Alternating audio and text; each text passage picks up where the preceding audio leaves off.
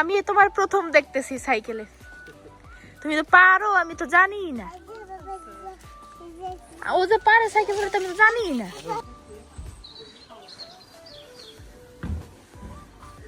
Ready?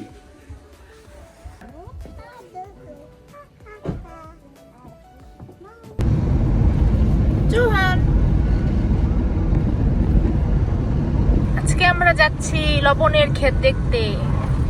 ওখানকার guide আমাদেরকে লবণের ক্ষেত ঘুরিয়ে ঘুরিয়ে দেখাবে, আর লবণ কিভাবে তৈরি করা হয় সেটাও বুঝাবে ঘুরিয়ে ঘুরিয়ে। অ্যান্ড দেন আমরা 1 ঘন্টা মতন আবার নৌকায় ঘুরে ঘুরে পুরো এরিয়াটা দেখব। এই হচ্ছে আজকের প্ল্যান। এরপরে বিকালে যদি একটু রোদ টোদ থাকে, এরপরে প্লাসে আমরা যেতে পারি, নাও যেতে পারি। তো আমাদের ক্যাম্পিং থেকে এই জায়গাটা খুব বেশি সময় লাগে না, 10 মিনিট মতো লাগে আসতে গাড়িতে। এখন আমরা সেখানেই যাচ্ছি। আর আজকের ওয়েদার একটু মেঘলা মেঘলা, কালকে বা পরশু থেকে আবার বৃষ্টিও হতে পারে, জানি না কি হবে। এখানের ওয়েদারের কথা তো বলা যায় না। দেখি আগে ওখানে যাই, তারপরে ওখানকার আসল বিষয় আপনাদের সাথে শেয়ার করছি।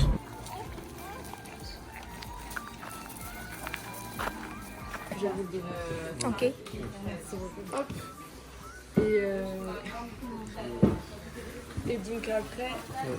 ভিতরে যাওয়ার সময় আমাদেরকে একটা ম্যাপ দিয়ে দেয়, যাতে আমরা বোট থেকে নেমে এবং লবণ চাষের জিনিসপত্র দেখা শেষ করে যাতে নিজেরা পুরো জায়গাটা এক্সপ্লোর করতে পারি। এই তো আমরা রওনা দিচ্ছি এখন আমাদের বোটের দিকে।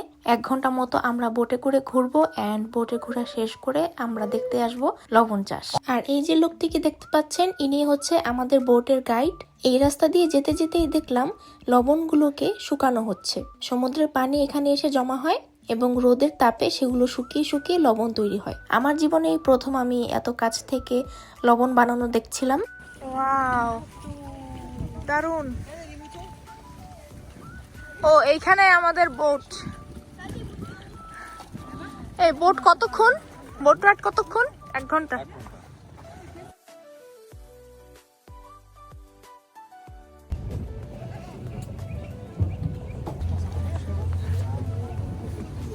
বেবি 6টা সিট দিছো, তাহলে 8টা না তো?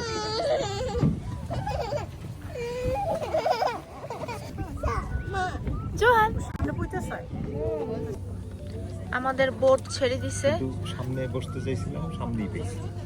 আমি সামনে বসতে আমি চাইছিলাম। দেখ ও, দাও এটা দে। গান চলবে আর গানের মধ্যে মধ্যে আমাদেরকে এক্সপ্লেইন করবে যে কি দেখা যায় আশেপাশে। এটা দিয়ে কি করে? এই যে এই জিনিসটা কি? মাছ মাসুদা নাকি দিদি বাবু? এই যে আমাদের juste devant nous. et maraîchers. Ses habitants agrémentent leur table. Speed বাড়াই দিছে। জোয়ার বাটার কারণে পানি নেমে গেছে। ওই দেখেন কি সুন্দর পাথর দিয়া হ্যাঁ। সামনে, অনেক সুন্দর করছে। ওই যে বক না কবুতর, শ্যাওলা মেওলা খায়। বিশ্বাস করুন, এই 1 ঘন্টা যে আমরা বোটে ছিলাম, দুই পাশের এই লেকের সৌন্দর্য দেখতে অনেক ব্রেথ টেকিং লাগছিল।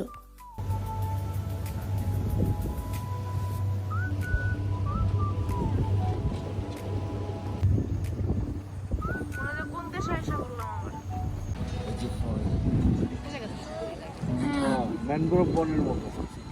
তো আমরা বড় লেক সাইড পেরিয়ে এখন আমরা একটা ছোট খালের ভিতরে ঢুকে গিয়েছি। এই ছোট খালের দুই পাশের সিনারিও কিন্তু অনেক বেশি সুন্দর ছিল। Bon, comme j'ai pas suffisamment de vitesse pour passer par-dessus, je vais être obligé de passer par-dessous.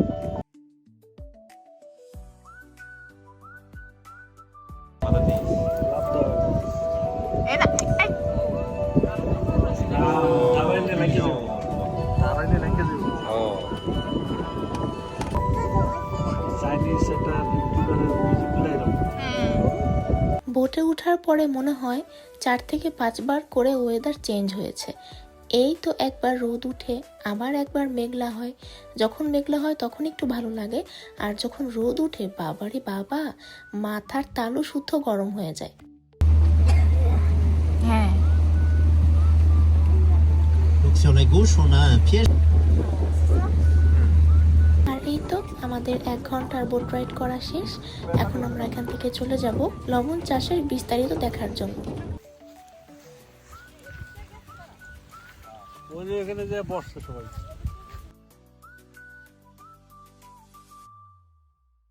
মনে হইতেছে যে গ্রামের রাস্তা ধরে হাঁটতেছি। পরিবেশটা খুবই সুন্দর। আমরা এসব আর পিছে, এখন দেখা যাক ওখানে গিয়ে তারপর কি বলে। ওই যে ডিসক্রাইব করতেছে অলরেডি কিভাবে লবণ বানায়। তো আমরা সবার লাস্ট এখন বসবো, বসে মহিলার কথা শুনবো। Qui transporte la vapeur d'eau, le vent, tout à fait. Donc un tout premier bassin, donc c'est celui qui est le plus haut. Ça c'est cette argile mou qui se trouve dans le fond de nos bassins. তো আমরা সবাই line বেঁধে বসেছিলাম আর এই ভদ্রমহিলার কথা শুনছিলাম বসে বসে। সে আমাদেরকে দেখাচ্ছিল যে তারা সারা বছর কিভাবে এই লবণ নিয়ে কাজ করে, এবং তার বক্তব্য শেষে একটি রেডিও চালু করে দেওয়া হয় যেখানেও সব বিস্তারিত বলা হচ্ছিল। আসলে এই জায়গাটি বড়দের থেকে যারা স্কুলে পড়াশোনা করে, ছোট বাচ্চারা আছে, তাদের জন্য খুবই শিক্ষণীয়। আমরা গিয়েও কিন্তু অনেক উপকৃত হয়েছি। লবণ নিয়ে আমরা এত কিছু আগে জানতাম না।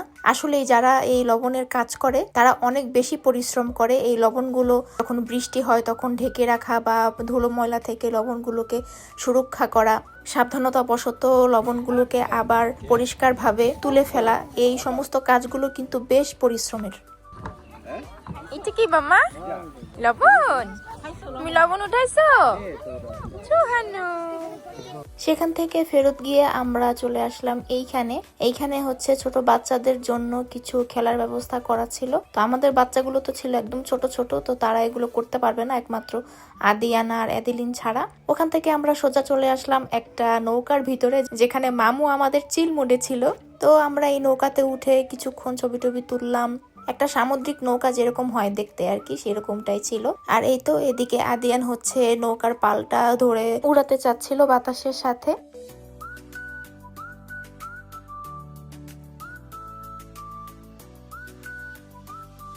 সো আমরা ম্যাপ অনুযায়ী এই ফুল জায়গাটা ঘুরে ঘুরে দেখা শেষ করে চলে যাব আমাদের ক্যাম্পিংয়ে। এন্ড তখনও কিন্তু সন্ধ্যা হয়নি, তাই সকালবেলার মতো আবারও বাচ্চা সহ বাবাদেরকে পাঠিয়ে দিলাম বাচ্চাদেরকে নিয়ে একটু সাইকেলে ঘুরে আসার জন্য।